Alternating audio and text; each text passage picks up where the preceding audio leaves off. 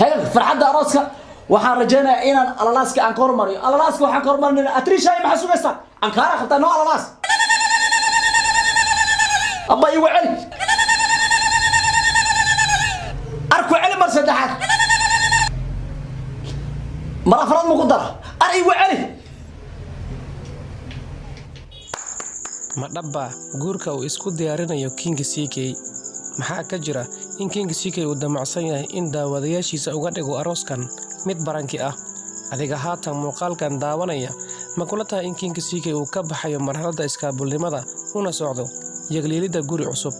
muuqaalkan waxaan ku soo bandhigaynaa King CK shakhsiga uu yahay iyo waliba arrimaha guurkiisa fadlan muuqaalkan like saar una share garee asxaabtaada si aan u helno saaxiibo u wanaagsan sida adigoo kale waad ku mahadsan tahay daawashada muuqaalka Umar Maxamed Maxamuud Umar Karish oo loo yaqaano King CK waa mid ka mid ah YouTuberada ugu caansan saaxada social media ee Soomaalida. King CK waxa uu daawadayaashiisa ku madadaaliyaa inta badan muuqaalada loo yaqaano falcelinta ama reaction-ka isagoo inta badan fanaaninta kula kaftamo qaab falcelin ah. King CK sidoo kale waxa uu mararka qaarkood soo saara heeso uu ku madadaaliyo taageerayaashiisa. King CK waxa inta badan bulshada ku hantaan gaar ahaan dhalinyarada inuu yahay boqorka iskaabulada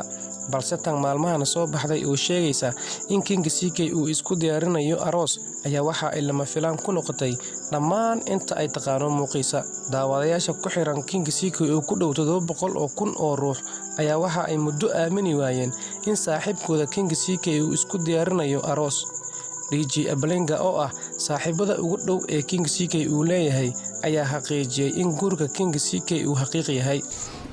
هاي فرحة أراسك waxaan rajaynayaa inaan alalaaska aan kormariyo alalaaska waxaan kormarinaa atrisha ay maxaa sugaysaa aan kaara qabtaa noo alalaas abba igu celi arku celi mar saddexaad mar afraad ma ku dara ar igu celi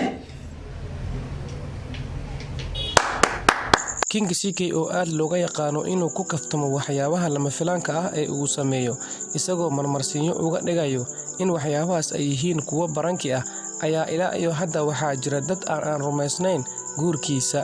iyagoo waliba u malaynaya in tani ay tahay mid baranki ah